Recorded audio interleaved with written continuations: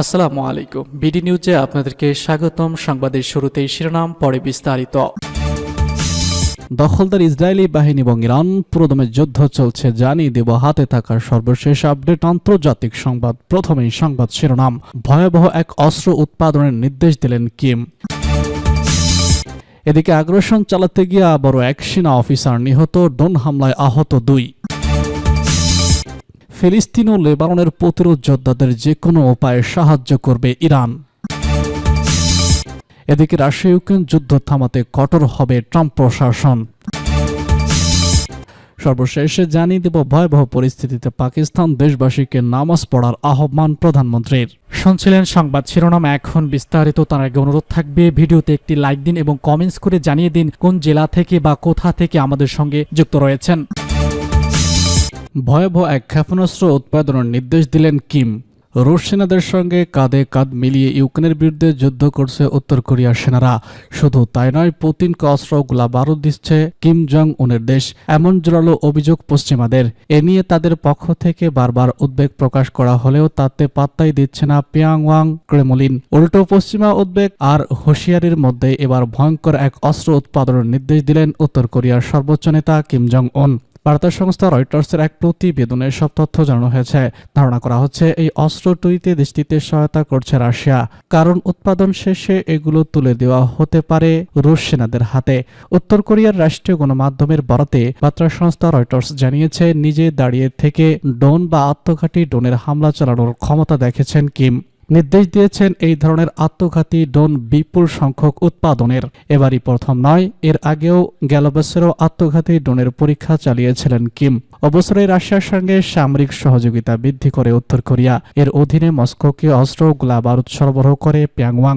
বিপরীতে অর্থনৈতিক সহযোগিতার পাশাপাশি সামরিক খাতে কিমের দেশকে প্রযুক্তিগত সহযোগিতা দিচ্ছে পুতিন প্রশাসন। বলা হচ্ছে, সেই সহযোগিতার উপর ভর করে আত্মঘাতী ড্রোন তৈরিতে উঠে পড়ে লেগেছে উত্তর কোরিয়া। তবে এই ধরনের অভিযোগের বিষয়ে দুই দেশের কোনো মতপার্থক্য পাওয়া যায়নি। সুইসাইড ড্রোন কি? এটি অত্যাধুনিক এক ড্রোন যা আত্মঘাতী অস্ত্র হিসেবে ব্যবহৃত হয়, কারণ ড্রোনগুলো কিছু সময় ধরে আকাশে উড়ে বেড়ায় এবং লক্ষ্যবস্তুতে গিয়ে আঘাত আশ্রে পড়ে নিজেকে বিস্ফোরিত করে টার্গেটকে নির্মূল করে দেয়। ইউক্রেন যুদ্ধ বা মধ্যপ্রাচ্যের বিভিন্ন সংঘর্ষে যেখানে বড় বড় অস্ত্র ব্যবহারের পরিবর্তে এসব ড্রোনগুলো সাশ্রয়ী, নির্ভুল এবং দক্ষ উপায় হিসেবে কাজ করছে।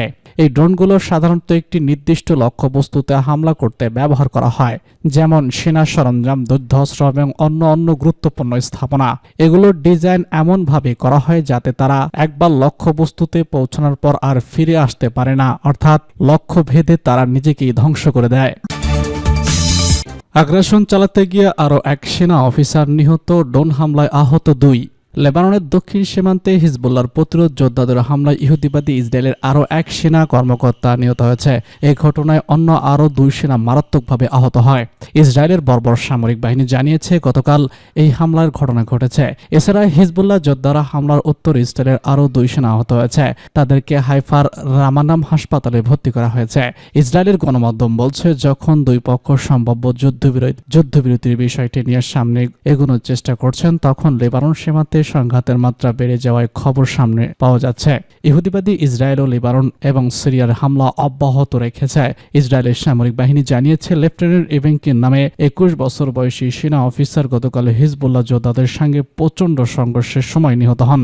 ডেক্সট লাইন গোলানি ব্রিগেডের একজন প্লাটুন কমান্ডার ছিল। এই প্লাটুন সেনাদের নিয়ে দক্ষিণ লেবাননের একটি ভবনে আগ্রাসন চালাতে গেলে হিজবুল্লাহ যোদ্ধারা গুলি করে তাকে হত্যা করে। ফিলিস্তিন ও লেবাননের প্রতিরোধ যোদ্ধাদের যে কোনো উপায়ে সাহায্য করা হবে বলছে ইরান। ইসলামী প্রজাতন্ত্র ইরানের সর্বোচ্চ নেতার সিনিয়র উপদেষ্টা ডক্টর আলী লারেজানিস সিরিয়া সফরে গেলেন এবং দেশটির প্রেসিডেন্ট বাশার আল সাদাতের সঙ্গে বৈঠক করেছেন। গতকাল অনুষ্ঠিত এক বৈঠকে বাশার আল সাদাত ও লারাজানি ফিলিস্তিনের অবরুদ্ধ গাজা উপত্যকা এবং লেবাননে ইহুদিবাদী ইসরায়েলের আগ্রাসন সহ আঞ্চলিক ঘটনাবলী নিয়ে আলোচনা করেন। বৈঠক দখলদার ইসরায়েলের বর্বর আগ্রাসন থামানোর উপায় নিয়ে কথা বলেছে দুই কর্মকর্তা। বৈঠকে ইরান ও সিরিয়ার মধ্যকার সম্পর্ক এবং দুই দেশের স্বার্থতা আরও জোরদার করার উপায় নিয়েও আলোচনা করা হয়। বৈঠকে সিরিয়ার প্রেসিডেন্ট ফিলিস্তিন জনগণের ঐতিহাসিক অধিকার রক্ষার প্রতি বিশেষভাবে জোর দেন।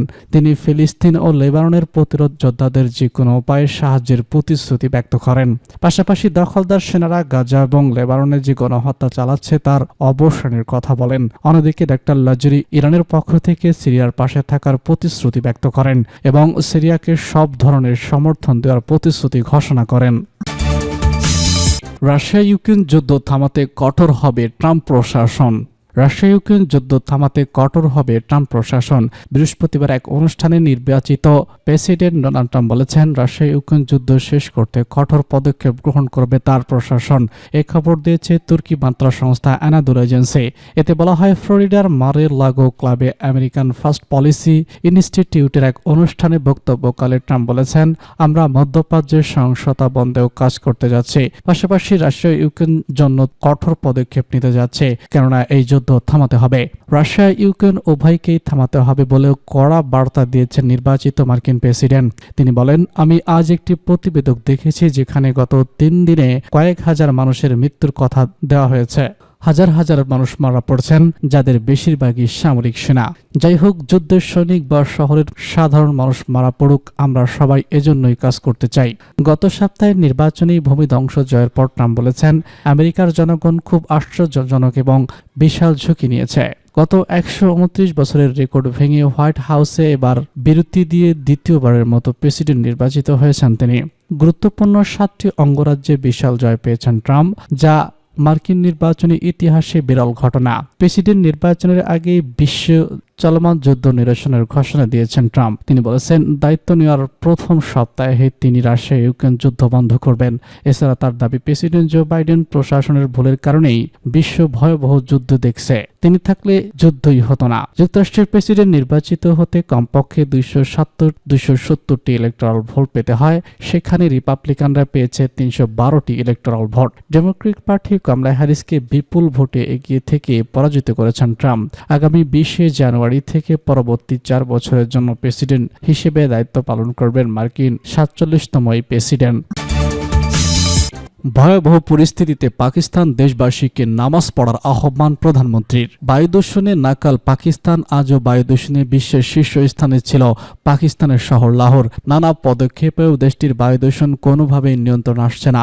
ফলে বায়ুদূষণ নিয়ন্ত্রণে এবার দেশবাসীর প্রতি নামাজ পড়ে দোয়া করার আহ্বান জানিয়েছে পাকিস্তানের প্রধানমন্ত্রী শাহবাজ শরীফ। শুক্রবার পাকিস্তানের গণমাধ্যম এক্সপ্রেস ভিটিওনের এক প্রতিবেদনে সব তথ্য জানানো হয়েছে। প্রতিবেদনে বলা হয়েছে, প্রধানমন্ত্রী শাহবাজ শরীফ দেশের বায়ুদূষণ রোধে দেশবাসীর প্রতি সালাতুল ইস্তিকা বা বৃষ্টির নামাজ পড়ার আহ্বান জানিয়েছে। বৃহস্পতিবার এক বিবৃতিতে তিনি এই আহ্বান জানান। বিবৃতিতে বলা হয়, দেশবাসীকে বৃষ্টির জন্য নামাজ পড়তে বিশেষ অনুরোধ জানিয়েছেন প্রধানমন্ত্রী। এছাড়া শুষ্ক আবহাওয়া চলমান সংকট মোকাবেলায় সৃষ্টিকর্তার বিশেষ অনুগ্রহ চাওয়ার অনুরোধ করেছেন তিনি। পাক প্রধানমন্ত্রী বলেছেন, আমি দেশবাসীকে সালাতুল ইস্তিকা পড়ার অনুরোধ করছি এবং বৃষ্টির জন্য দোয়া করতে আন্তরিকভাবে অনুরোধ করছি। ধর্মীয় পণ্ডিত এবং সুফি নেতার এই নামাজের জন্য ভূমি পালন করা উচিত বলে মন্তব্য করেছেন তিনি। বৃষ্টিপাতের সম্ভাব্য উপকারিতা তুলে ধরে তিনি বলেছেন, এটি পরিবেশের উন্নতি এবং রোগ মুক্তির বিরুদ্ধে লড়াই করতে সাহায্য করতে পারে। অনাবৃষ্টির কারণে এসবের দুর্প্রভাব বেড়েছে। এছাড়া বৃষ্টি মানুষের স্বস্তি এবং চলমান দুর্ভোগ কমাতে সহায়তা করবে। এ সময় তিনি ফেডারেল এবং প্রাদেশিক প্রশাসনের অধীনে দেশের সব মসজিদে সালাতুল ইস্তিকা পড়ার আহ্বান জানান। দেশের এই কঠিন ক্রান্ত লগ্নে বৃষ্টি প্রত্যাশা প্রয়োজন।